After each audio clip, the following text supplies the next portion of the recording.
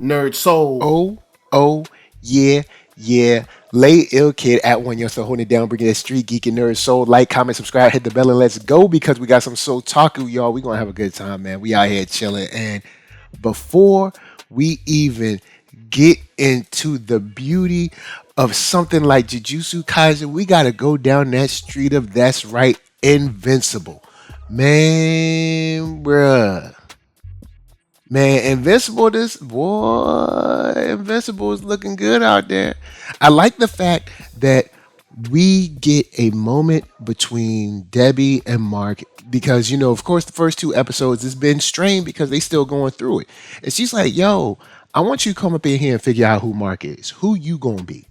You know what I'm saying? Don't worry about, trying to work with Cecil and all this and this. You got to make up for what your dad did or whatever. Look, I want you to figure out who you are. What do you love? What do you want to pursue? What kind of man do you want to be?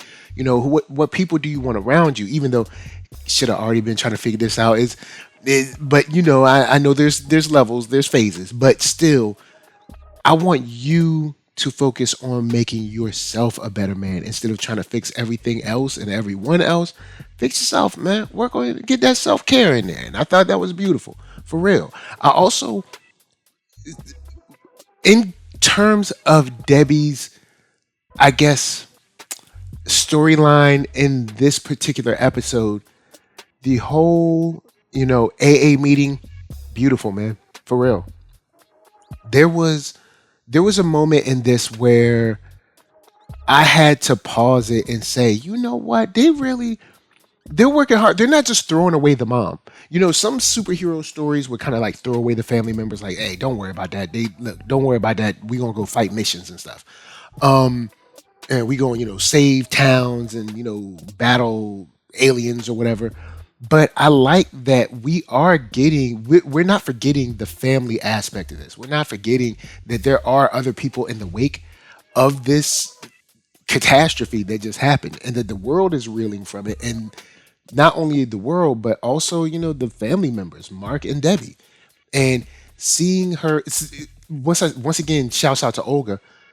Olga giving her the card and then her following up and going to that little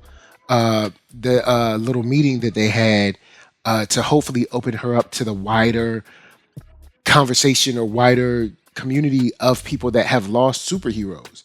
To a bigger, I guess a bigger understanding, a larger, I guess you could say, interpersonal relationship amongst the others that have been dealing and kind of going through this. I think that's something that is it makes the show better for them putting it in here.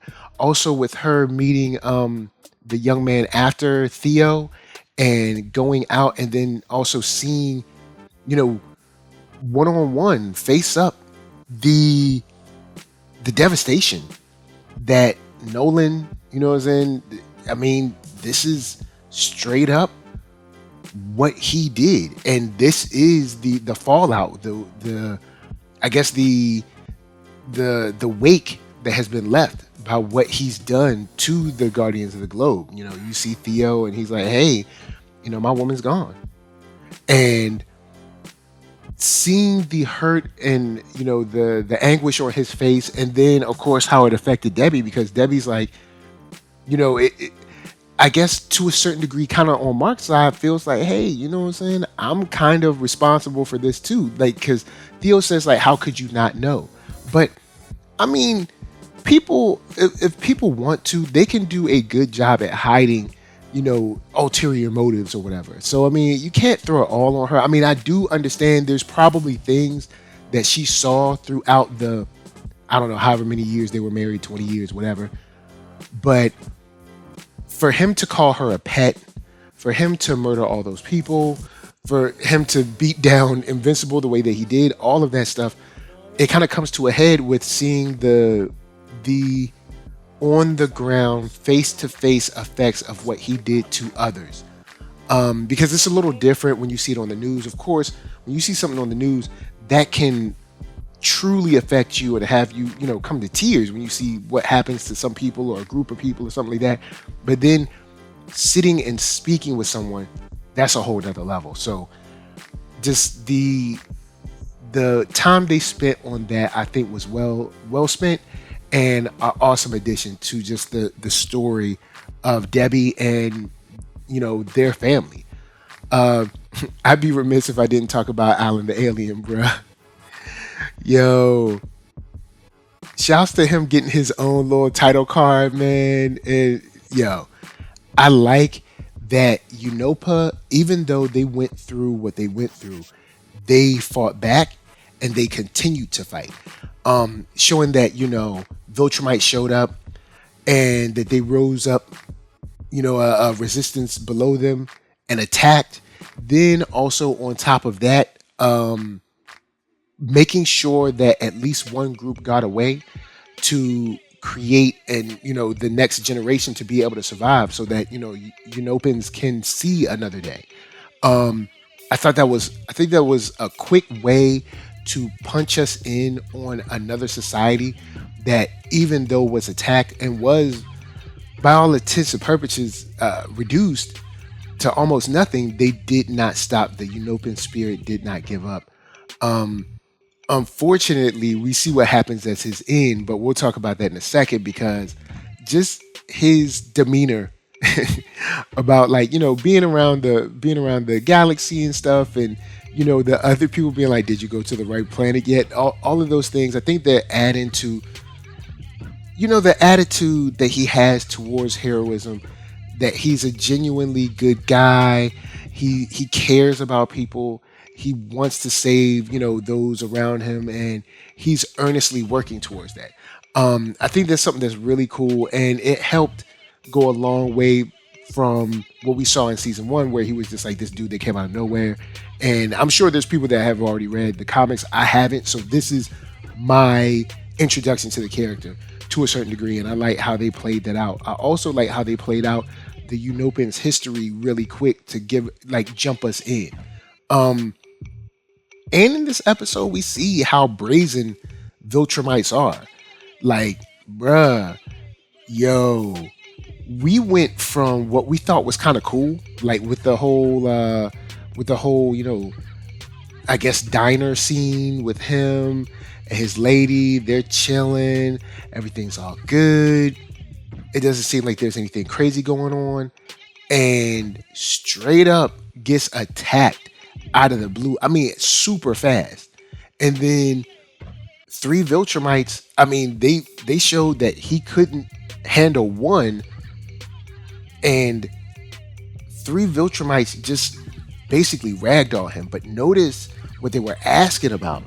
They were like, yo, who is this Viltrumite that is on Earth and apparently made, one of ours leave, kind of thing. So it seems like this, the news is getting around, and not only is the news getting around, we'll talk about it a little bit more, but the news is getting around, and people starting to, of course, they can't have people getting too hyped. Now, on the flip side, Thetis, man, come on, man. Thetis, come on, man. Yo, you had the voice. Come on, Peter. When I heard that voice, I was like, Optimus. Like, I was like, immediately, I was like, yo, it's Optimus. So I mean, come on, Thetis, man, you didn't have to do us like this. Not you, man. Oh, for a second, I was wondering if it was going to be one of the what is it? One of the dudes on the council that was hating, or his girlfriend, but not Thetis, man. Nah, man, not with that voice. You can't be a bad guy, man. No, you're breaking my heart. No, but on the real, I thought that was a cold end for your boy Alan, man. Sadly, that's a cold end. I don't know. I don't think we're gonna see him again. It's sad, man. It really is sad. There's a cold world on that one, man. It hurt my heart, but it was well done in the way they revealed it. Well done with the way they played it out. This season 2 has been very good on weaving these, different people in to kind of not only fill out the story, but also give you a little, give you a little swerve here and there where you're like, oh, okay, cool. I hear Peter Cullen's voice. He's clearly a good guy. We can trust him. And then being like, nope, no, he's not. So, oh boy, I really dug that, man, for real, for real. I really did. On the side, I have to call out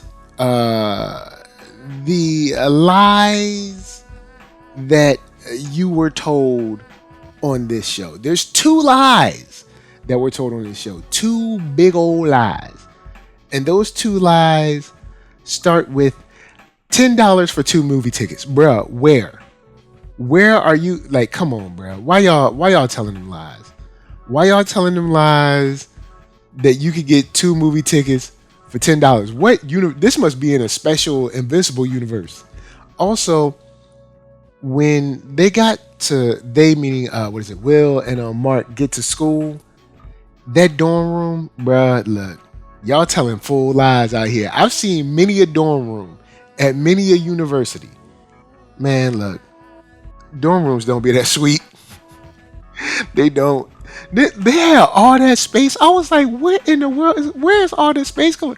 Yo, dorm rooms don't look. I don't want y'all looking at this anime and being like, oh man, yo, I can't wait to go to college. Cause I'm gonna have a whole lot of room myself, man. It's gonna be a big old room. No, it's not. No, it ain't. No, they're just gonna be like one of them like Motel 6 rooms, like them little baby rooms with 2 beds in it and a little table in between, y'all. That's it. That's what you're gonna get. Alright. There's gonna be concrete walls. There ain't gonna be no drywall and some nice paint. There's gonna be some concrete walls or something. Floor gonna be hard.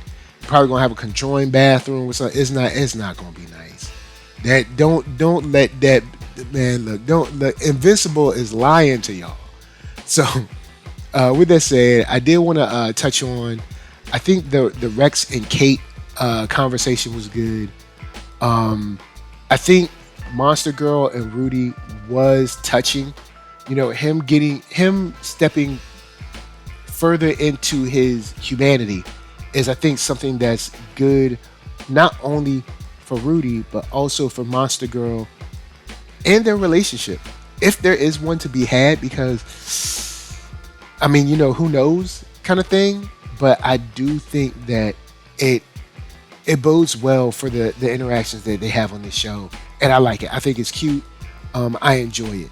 Like, even him like eating the hamburger or talking about he's scared to ask her to a movie, those kind of things, and trying to get rid of that fear so that he can ask her out. And I mean, it's true, man. Look, when you like a girl, you're not what I guess the objective, traditional pretty or handsome is, and you want to, you don't want to be rejected. Nobody wants to be rejected. You know what I'm saying? So that fear of rejection, man, that's interesting of how he was trying to solve that problem. But it makes a lot of sense from a more analytical, robotic type of mind. Is like, hey, all I have to do is just get rid of my fear.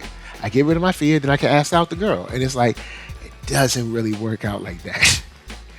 That'd be awesome, but nah. Unfortunately, doesn't work out like that. Now, the end of this episode does throw us for a loop, man. That New Alzat and going to Thraxa, and you know what? Before we get to Thraxa, I'm gonna say this. Yo, Mark, I know you in love with your girl. I know y'all just, had sweet love. And you know what? And shouts out to Amber for the protection. Amber uses protection. I would hope that all of you are using protection. Now, unfortunately, due to things that we ain't gonna get on this show, a lot of y'all ain't using protection and need to be using protection. I ain't talking no after protection. I'm talking about before protection. Actually, the before protection is way cheaper and easier to utilize.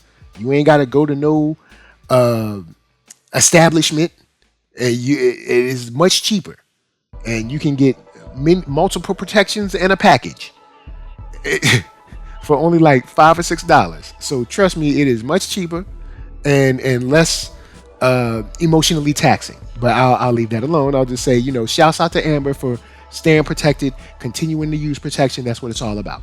All right, now with that said, bruh, when I heard Omni Man's voice, I was like, "Oh, brother, what?" And then, yo, even Mark was like, what, Dad?" Like, yo, how? All right, hold up. Now, of course, I haven't seen episode 4, but I'm gonna say this, bruh. Look, you can't just cause full havoc and then just go to another planet and just chill out like it's all good. Like, bruh, talk about like you some benevolent leader. He just out there chilling, sunny skies, smiling. He got his new little uniform on. I'm like, whoa, you just killed like thousands, right? What do you? Did you just really come here like it's all good up in here? So I don't know, man. I guess we'll see. Maybe the conversation that he had with his son while he was trying to pummel him to death, maybe it got through to him, and now he wants to be a good leader, or maybe he doesn't want to kill the earth. I don't know, man. First, you lied to me to get me out here in space. Take me home. I don't want to talk. No, take me home. Also, like, I don't even know if I could trust you.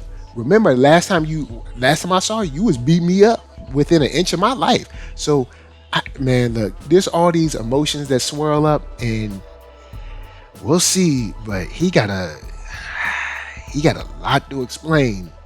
Because it's like, if you was gonna be all nice, why couldn't you be all nice on Earth? You gonna be nice with the bug people, you ain't gonna be right nice with the people.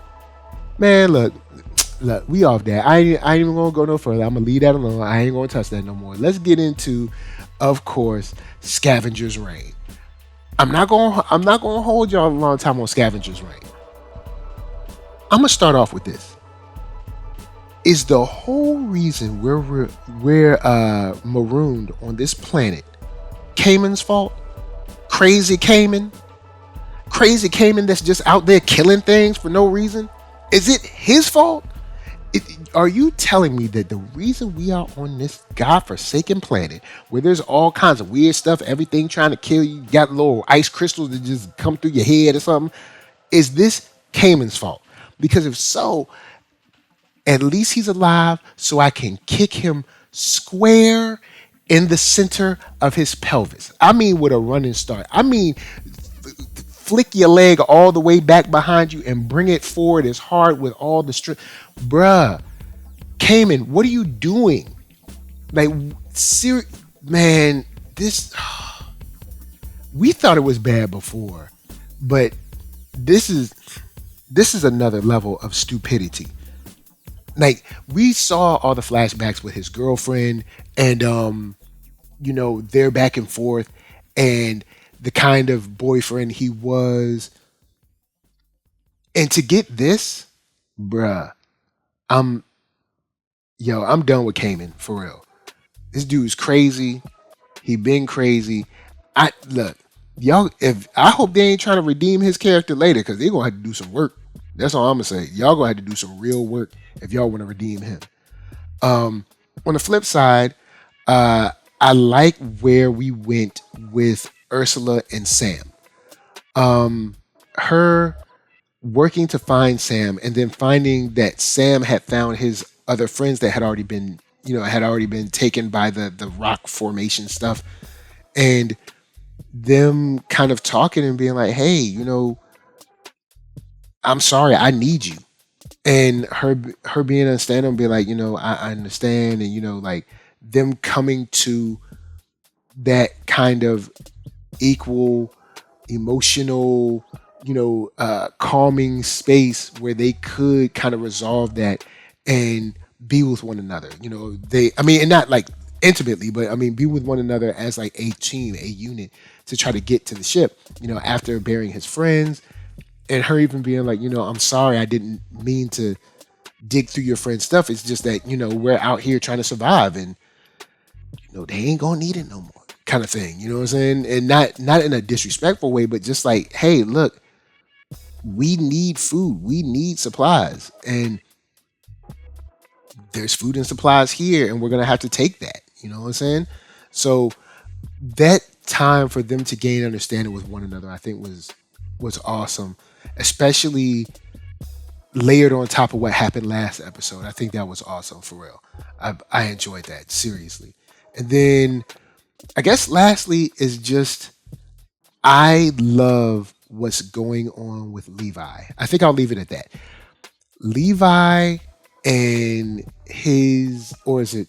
I guess it's his, hers, it's because it's a robot. But I guess Levi is.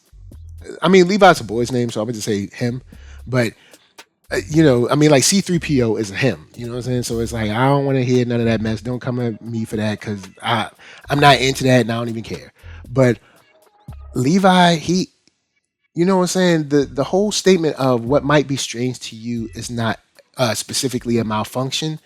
I like that. I like this growth that he's getting.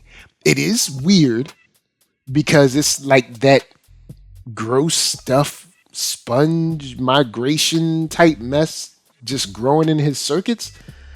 And I don't know if that's safe, but at the same time, it doesn't seem to be hurting him. It seems to be sort of evolving him.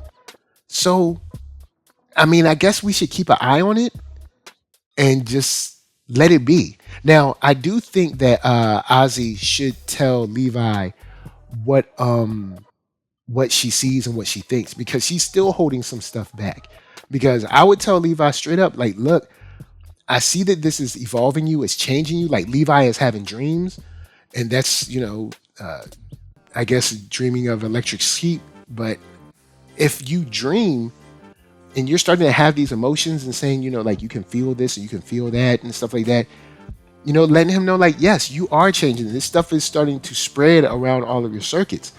And I don't know if it's good for you or bad. I mean, it doesn't seem to be bad for you, but it's also changing how you operate, and it changes my ability to be able to depend on what you might do in a given situation. So that is a worry to me as well. You know what I'm saying? It can be good and bad. You know what I'm saying? So those are things that, I think she can convey to him that she's kind of holding back for a certain reason. But for the most part, I love what Levi's going through. I think it's an awesome awakening of, I guess, the next step of his AI evolution stuff. And I think it's wonderful. Once again, this show is beautiful. This show is just so visually entertaining to just look at. I can't stop. And then the voice acting is on point. So, you know what I'm saying? Once again, this week, Scavenger's Reign has been on point. But we gotta move over, y'all, because we gotta move over to Jujutsu Kaisen. Bruh, look, I don't even know how to thank man. I wish there was a way that I could high five everyone that worked on this season. Like if they got in like a long line, like in a basketball game or something, I could just run and high five them all. Bruh. Okay. Last time we see Megumi, he in trouble, right? So we kind of jump back a little bit to see what he did. He did this the summoning ritual for what is it, Mayoraga? I'm pretty sure I'm screwing that name up, but Mayoraga. Anyway, Fushiguro is a straight up G. Not only did he take the slash in his back, but still got a chance to do this summoning ritual for this super, killer, cursed spirit thing, and said, "Look, I know it's gonna kill me. Y'all stay real." Basically just set it loose on the dude with the ponytail. Bruh, look. He was so scared. But here's the crazy part. Sukuna shows up and is on some I need you type stuff I want you to, I want to save you, and I don't know what Sukuna's planning. But I will say this whole arc as a whole, this whole Shibuya thing has been, whew, bruh. That city is wrecked. The city is already wrecked. Like between Hothead and Sukuna, that was already crazy. Dude, this battle between Mayorga and Sukuna, bruh, man. The trip is, dude hits him, knocks him into like a movie theater or whatever. He walks out with popcorn and a drink, like, what up? You know what I'm saying? Dude, yo, I'm telling you, Sukuna is on another. Homie just came out with a snack. Dude is on another level right now, and he definitely feeling himself. I ain't going front. He feeling himself with this, and in a good way, bruh. I cannot explain how dope it is to see this fight scene, because you're talking about, I guess, like interdimensional powers going at it in the middle of a city. You even saw the regular people, even though they cut a couple corners on the people, but look, ain't nobody worrying about that. We got a real fight going on. So back to what I was saying, like they're throwing each other through buildings. Like Sukuna, it for a second it looks like Sukuna's kind of having a problem, but he's also like toying with the thing. It's crazy, man. The buildings, the way these get wrecked, the way Sukuna figures out the Mayaraga's powers, like by the end, it is, man, a sight to behold. These fight scenes this season, from the first part where Guido wrecked that old man, even up to now, bruh, like, Jujutsu Kaisen is on a tear this season, y'all. Like, I ain't look, man. I might have to give them animators of the year on the NERDSoul Awards. I don't know, man. Like, they, man, man, I thought Demon Slayer was gonna run away with it this season. I mean, this year, but I don't know, man. Like, Jujutsu Kaisen is doing the Lord's work up in here. The Shibuya getting wrecked. The malevolent shrine move that he pulls in the end, bruh.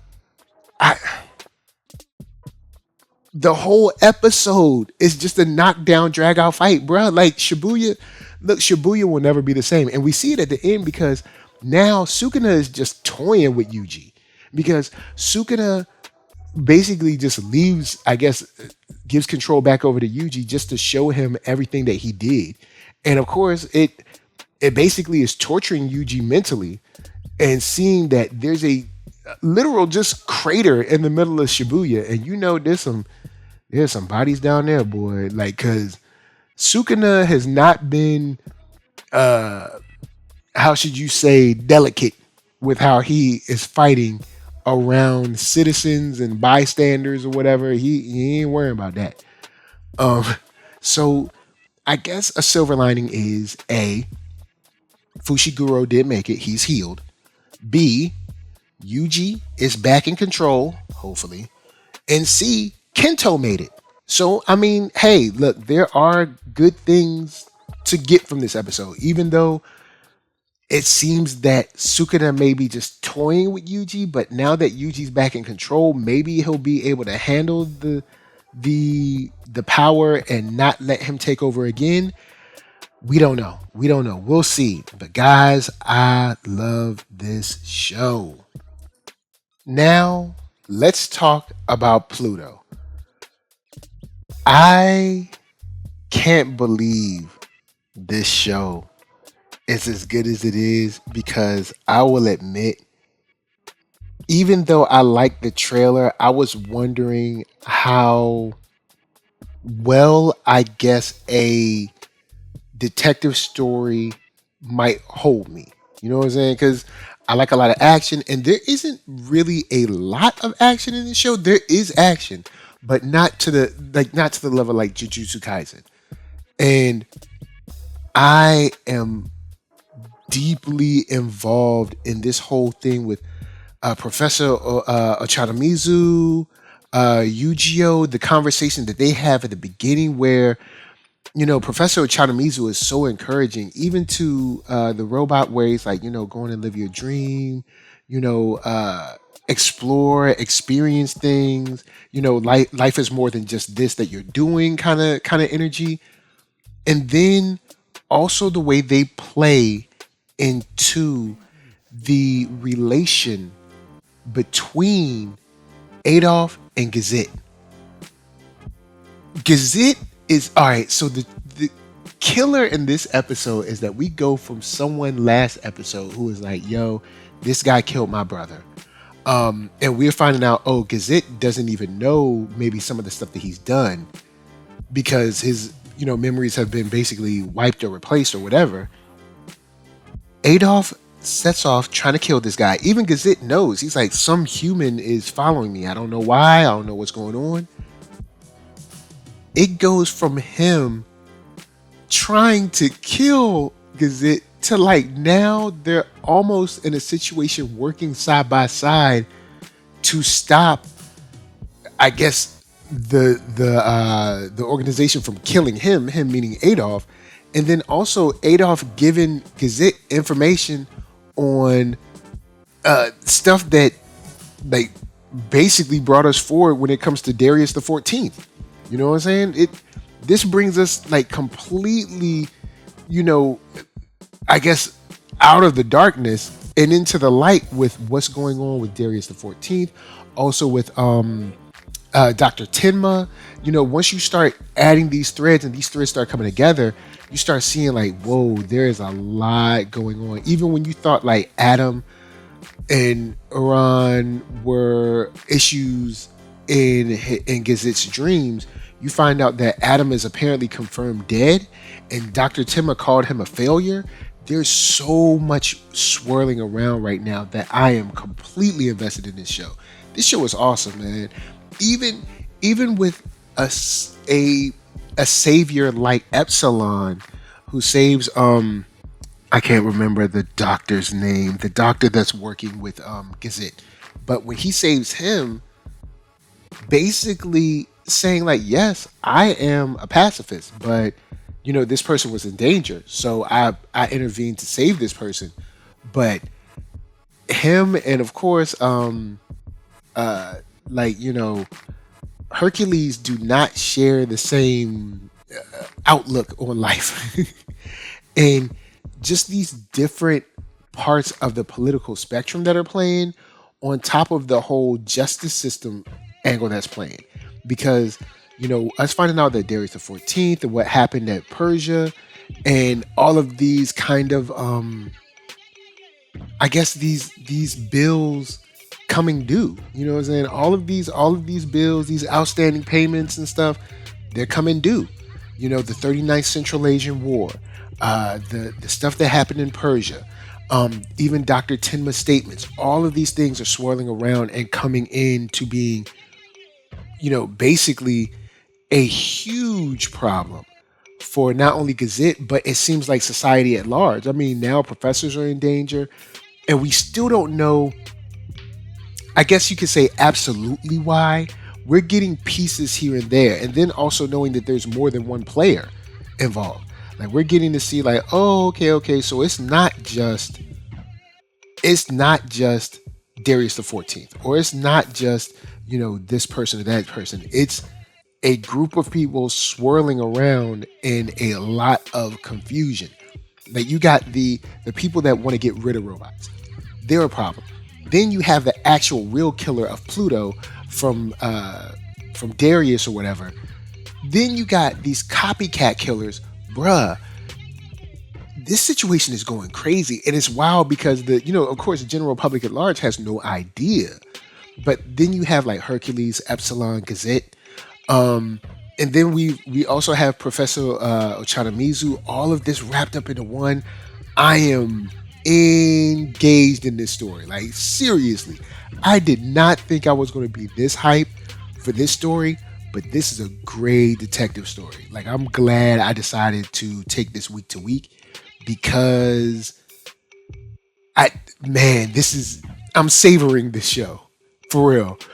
And like the literal web that is being weaved through, or woven, weaved, whatever, all through this, especially when you get to the military side of the I can't remember the general's name that has erased Gazette's memories.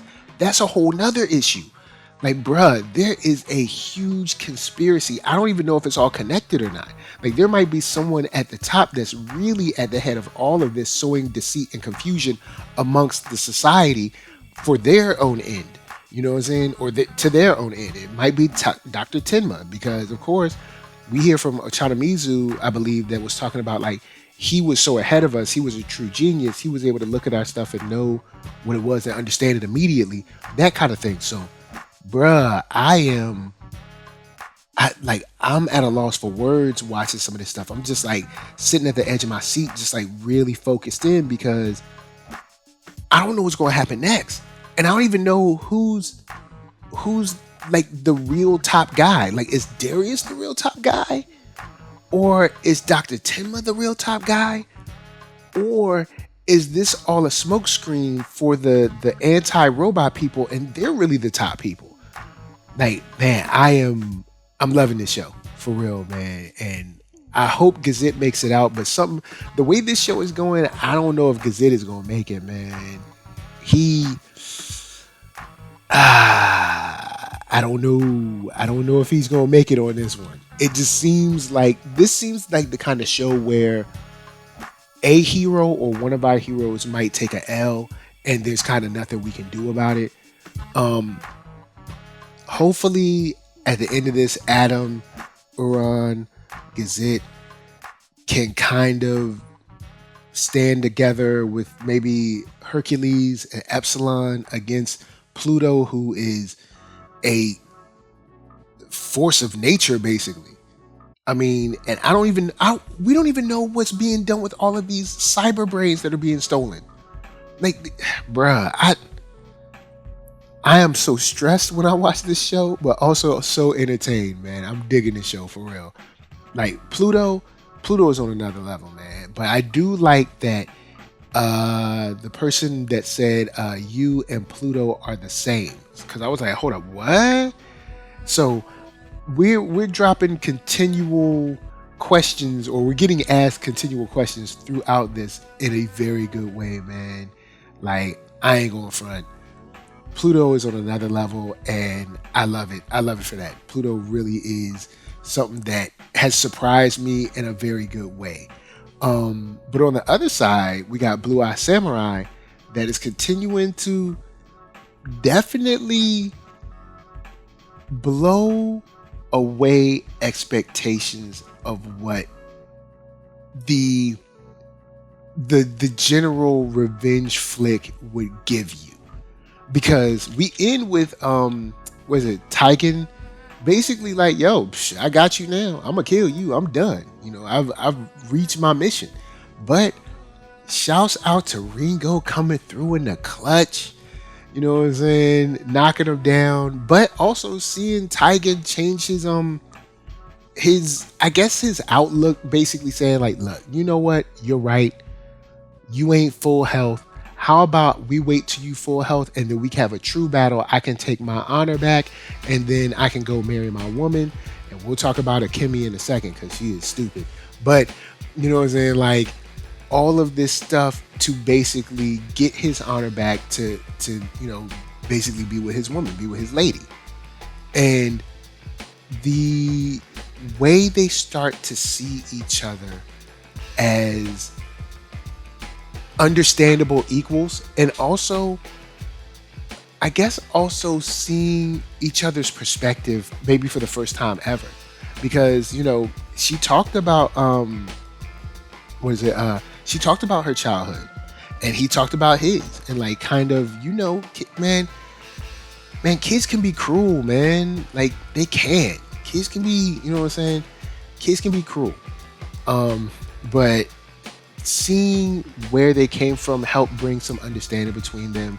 That did not stop Taigen from losing that chopstick battle. Like, yes, he did flip her over at the end after she kind of proved her point. But bruh, she clearly stabbed him in his head, or could have been able to stab him in the head with the chopsticks. It would have been over. And she wasn't even like ready at that time. So, bruh, look, Tigan, bruh, you gotta step your game up. You gotta do some more push-ups. You gotta get back in the lab, man. You gotta try some new things. Like, you just ain't good.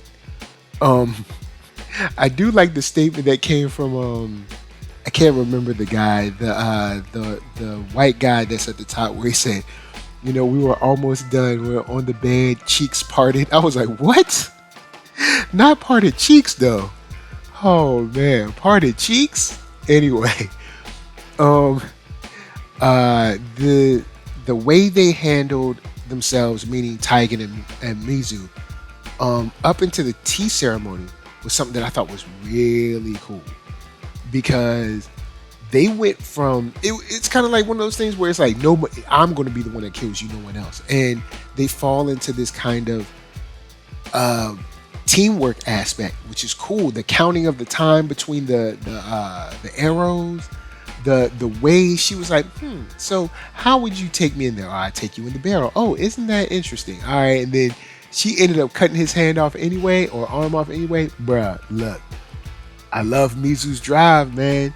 Shorty said, I'm not interested in being happy, only satisfied. Bruh, look, that is a woman on a mission.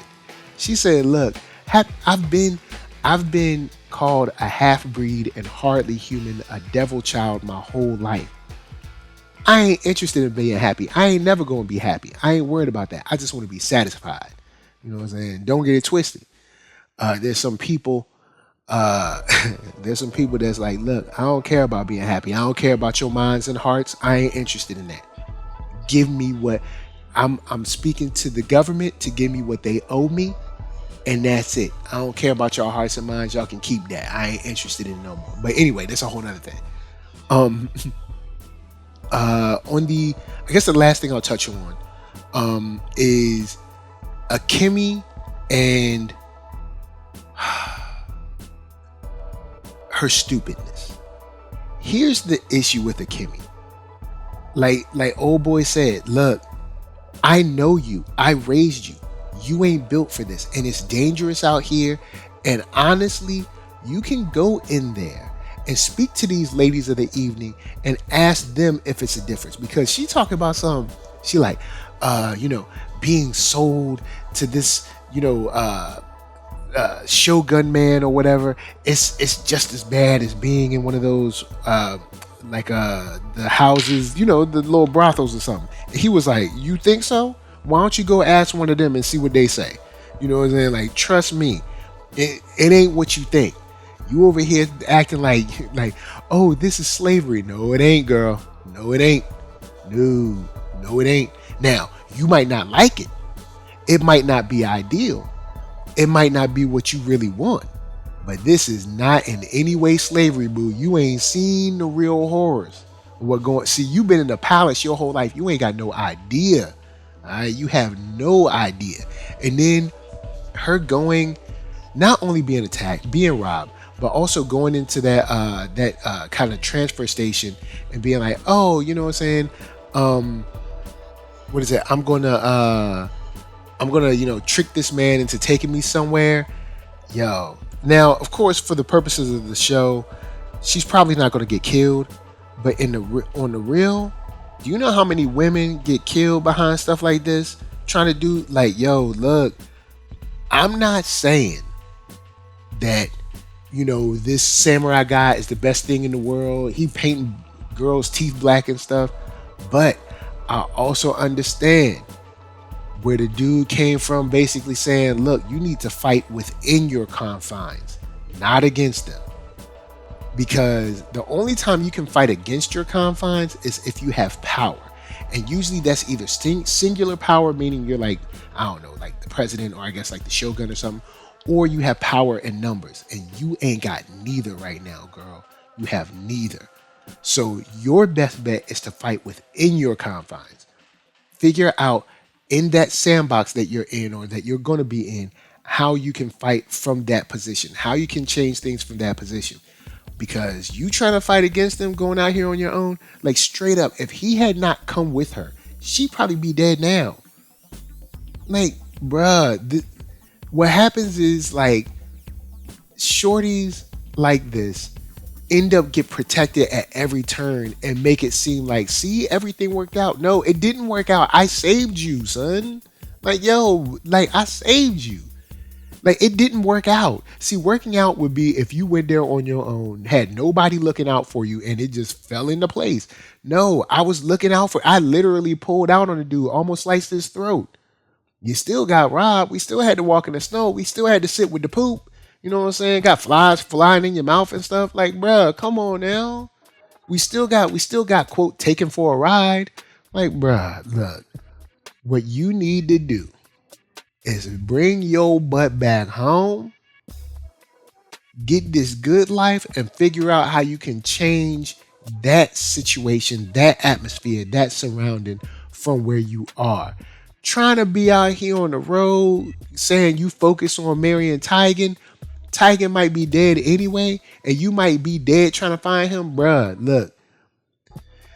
I mean, it's an anime, so I know it's going to work out for her, but bruh, look, I don't want y'all thinking, look, don't y'all be going out there by yourself. Like, look, it's dangerous out there. You out there on them crazy roads. Look, man, hey, don't be going out there. It's crazy. But shouts to I guess last thoughts, Ringo coming through in the clutch. Yo, man, poisoning that big dude and kicking him off the ledge. That was awesome, man. That was well timed and perfect planning. I guess next up is also knowing that Tigan has been captured, man. Like the fact that Mizu knocked him out is what got him captured. And now I'm pretty sure we're gonna be not only on a revenge mission, but also a rescue mission. But I am up for both of those things. This show is awesome, man. Straight up Blue Eye Samurai. This is a trailer that I actually didn't like. Well, I won't say I didn't like the trailer. I thought it was just okay. But now that I'm in the show, I'm digging it. I'm digging it a lot, man. Like straight up, Blue Eye Samurai comes through in many, many ways. Like, love that joint. Lastly, we'll talk about that good old Onimusha boy. Yo, my man having a rough time trying to get up them hills, man. Just trying to get up that hill. Like, yo, shouts to Sayo. Sayo being like, yo, y'all can't get up the hill? Like, y'all old? Like, what's going on with y'all? Like, look, Sayo, look. I know you down there laughing right now, but it happens to all of us, man. Father Time come to all of us. One day you gonna be old crusted too. Alright? You gonna be wishing you had them old knees, that vitality. Alright? Alright, just hey, look, keep your physical up, keep your nutrition strong. But look, one day Father Time will come for you too. You're gonna be a little bit slower than you used to be. Alright, you ain't gonna have the wind you used to have. You know what I'm saying? You're gonna need somebody to help you up that hill. But yo, Musashi was struggling. It was, man, look. And it was interesting to hear the statement from, was it Sahi, I think, or Sahe, where he was like, as samurais, we don't really need a lot of cardio because a lot of our engagements are done quickly. Like if you're thinking, a sword, especially a real sword, like a full tang battle ready sword, like that fight is over kind of quick. That fight is it's not like a boxing match where you're going to see, 12 rounds. Like, bro, you're talking about a sword, full tang, slicing through your arm or leg or stomach or whatever. Those fights are probably, back then, those fights were probably no longer than like 2 minutes or so. It probably did not take long. Unless you're talking about like 2 straight grandmaster dudes where maybe there's a lot of like sizing up and moving around and figuring out and stuff like that. But bruh, those fights were probably so fast and short that you didn't really need a lot of cardio. Like you didn't need to be like, you didn't need to be like Creed running down the street in the desert, behind the car, jogging and stuff. You ain't need that much wind. I mean, it'd be good if you had it, but it kind of makes sense. Like, oh yeah, they probably didn't focus a lot on cardio in that way because their strengths lie somewhere else. It's about trying to end this engagement quickly because you don't want to get cut. But we're introduced to the ninjas that are on their trail that have been tracking them, and they apparently know Musashi, and they are not to be trifled with, man. That spear that dude caught in the beginning of the episode, bruh, that joint impaled him, with true power, boy, with true power. So now, of course, they got Sayo, and Sayo like, I don't want to die, but how y'all know Musashi? And apparently there is a history there that won't be revealed quickly, but I think it's going to come to a head because I don't think this season is super long. So it will come to a head, but boy, am I hyped to see however this fight goes down because there's three of them and they've already taken out one of the samurai, old boy with the hawks. So we'll see how this one plays out because we have three samurai left. We got Musashi, I think Sahe, and the dude with the omens thing. We got Kaizen. I'm gonna talk about him for a second. And we do have the gauntlet that we can use. So we'll see because that speed that one ninja had was way faster than they could track or catch or chase. But the biggest part of this whole season or this whole episode that I must mark upon because I love it. I enjoy it. It's awesome. Yes, that's right. Zombie samurais. That's right. Samurai of the Dead. I didn't know I needed it. I didn't know I wanted it. And betcha by golly wow, I love zombie samurais, man. Especially with all the gear on, still being able to wield the swords. Like, this is awesome. Like, I was like, just watching that scene, like, dang, this joint is kind of sweet. And seeing Musashi kind of go, straight boss mode with it, nice, respectable, very respectable. It's commendable the way he held it down, man. Like, yo, the plan to take Sayo on top of the rock, keep her away from, all threats. We still don't know if Sayo will die or not. I don't think so, but I don't know if anyone's specifically safe in. I don't know if they're safe in this one or if anyone's specifically safe in Blue Eye Samurai either. Those are two anime where I'm not sure if anyone is specifically safe. But seeing Sayo pray with Kaizen and then seeing Kaizen straight up go boss mode with the samurai zombies, man. Yo, Kaizen been holding back on us. He been holding back. Look, yo, man, you ain't say you was sweet like that. I see why you went on the trip. You supposed to protect the gauntlet because you got skills. Homie said this ain't just a walking stick, y'all. This ain't just that little staff to have the rings on it when you the monks is marching or whatever. Nah, this to bust somebody in the head with. So, yeah, man, I dug this episode, man. The zombie samurais definitely got it done for me. I dug it. Oh, Kaizen being able to take the mountain path and Musashi being in struggle mode, that was funny to me. So this is an episode where I think we established a new villain or a new, I guess, side villain maybe, and also continue to keep it very fresh with a new threat, which were zombie samurais. We probably won't see them again, but we went from regular zombies to zombie samurais. Bruh, what they got next? They probably got zombie something. It seems like the threat is getting worse and worse. At first it was just regular zombies, they ain't had no weapons. Now we got zombie samurai. I don't know, maybe it's gonna be some big hulking monsters or something. Who knows? But Onimusha, man, I'm feeling it, and I want to see, especially the ninja whose voice keeps changing. I want to see where that goes. Yeah, so man, it's been a good week, y'all. Like we've had some hotness come through. Onimusha, Blue Eye Samurai, Jujutsu Kaisen has been blazed forever. Invincible back. we will see Zom 100 sooner or later. I'll cover that with the anime-ish crew, but bruh, who knows? Also, Undead Unluck.